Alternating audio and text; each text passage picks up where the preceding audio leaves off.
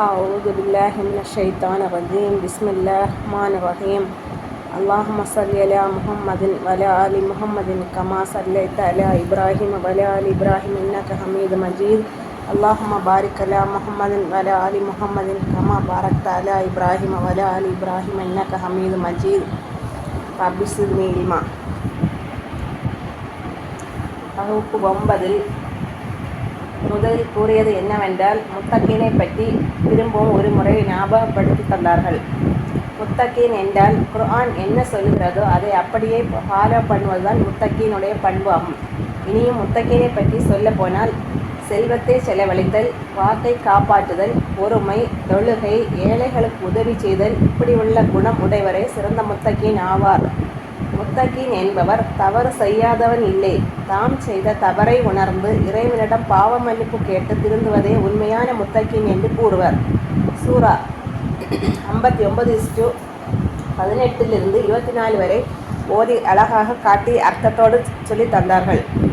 أعوذ بالله من الشيطان الرجيم بسم الله الرحمن الرحيم يا أيها الذين آمنوا اتقوا الله فلتنظر نفس ما قدمت لغد واتقوا الله إن الله خبير بما تعملون ولا تكونوا كالذين نسوا الله فأنساهم أنفسهم أولئك هم الفاسقون لا يستوي أصحاب النار وأصحاب الجنة أصحاب الجنة هم الفائزون لو أنزلنا هذا القرآن على جبل لرأيته خاشعا متصدعا من خشية الله وتلك الأمثال نضربها للناس لعلهم يتفكرون هو الله الذي لا إله إلا هو عالم الغيب والشهادة هو الرحمن الرحيم هو الله الذي لا إله إلا هو الملك القدوس السلام المؤمن المهيمن العزيز الجبار المتكبر سبحان الله عما يشركون هو الله الخالق البارئ المصور له الأسماء الحسنى يسبح له ما في السماوات والأرض وهو العزيز الحكيم.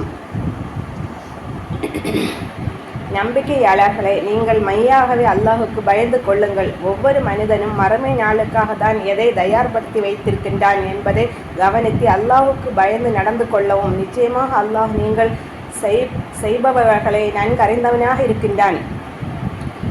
அல்லாஹுவை நிராகரித்து அவனை முற்றிலும் மறந்து விட்டவர்களைப் போல் நீங்களும் ஆகிவிட வேண்டாம். ஏனென்றால் அதன் காரணமாக அவர்கள் தம்மை மறக்கும்படி அல்லாஹ் செய்து விட்டான். இத்தகையவர்கள் பெரும் பாவிகள்தாம்.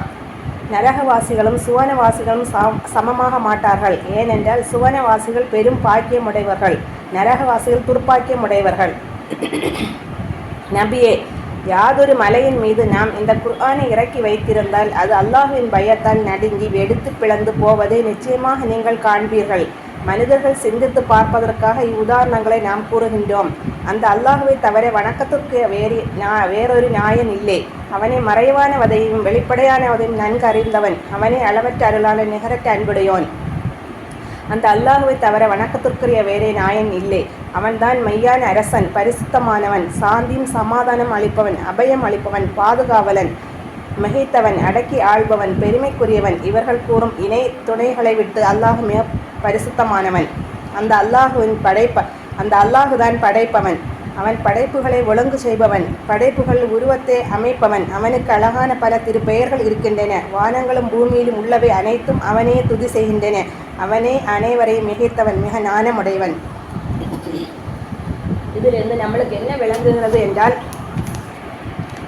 இறைவன் அஞ்சுவது இறை அச்சம் உடையவரின் பண்பு. உமர் ரலியல்லாஹு அன்ஹு அவர்கள் தக்வாவை பற்றி கூறி தந்தார்கள். அதன் பிறகு முத்தகீன்களாக இருக்க என்ன பயிற்சி எடுக்க வேண்டும்?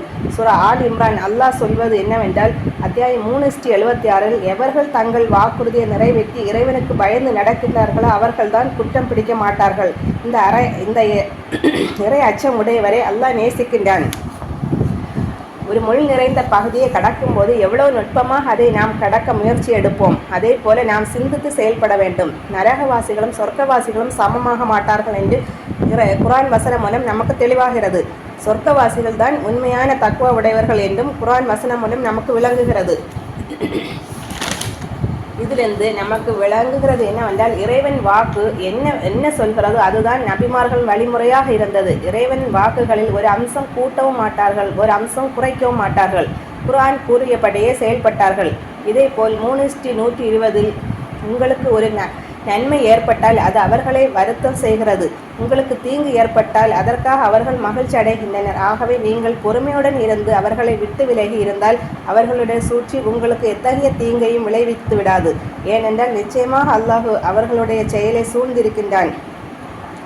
சூழ்ந்து கொண்டிருக்கின்றான். இதிலிருந்து நமக்கு கிடைத்த படிப்பினை என்னவென்றால், எவர் ஒருவர் நமக்கு தீங்கு விளைவிக்கிறாரோ அது அல்லாஹ் நாட்டப்படிதான் நடக்கும். அல்லாஹ் நமக்கு என்று ஒரு தேடுதலை வைத்திருப்பான்.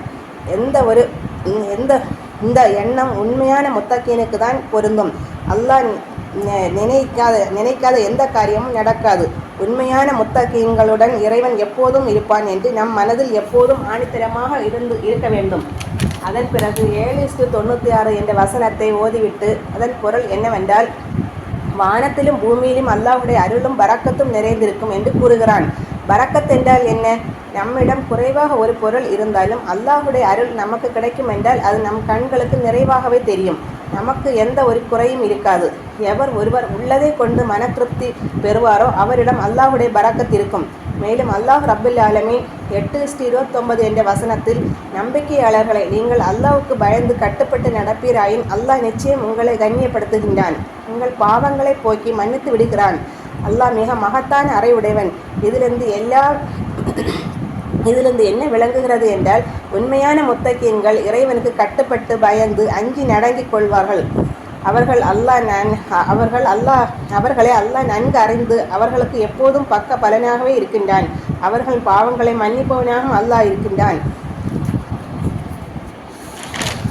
அதன் பிறகு 65:2-3-4-5 என்ற வசனத்தின்படி என்ன கூறுகிறது என்றால், உண்மையான முத்தகீன்களுக்கு ஒரு துன்பம் ஏற்பட்டால் நிச்சயமாக அல்லாஹ்விடமிருந்து ஒரு வெற்றி கிடைக்கத்தான் செய்கிறது. அது எந்த ஒரு துன்பமான விஷயமாக இருந்தாலும் அல்லாஹ்வே அதை லேசாக்கி அவர்களை மனதை மகிழ்ச்சியோடு இருக்க செய்கின்றான்.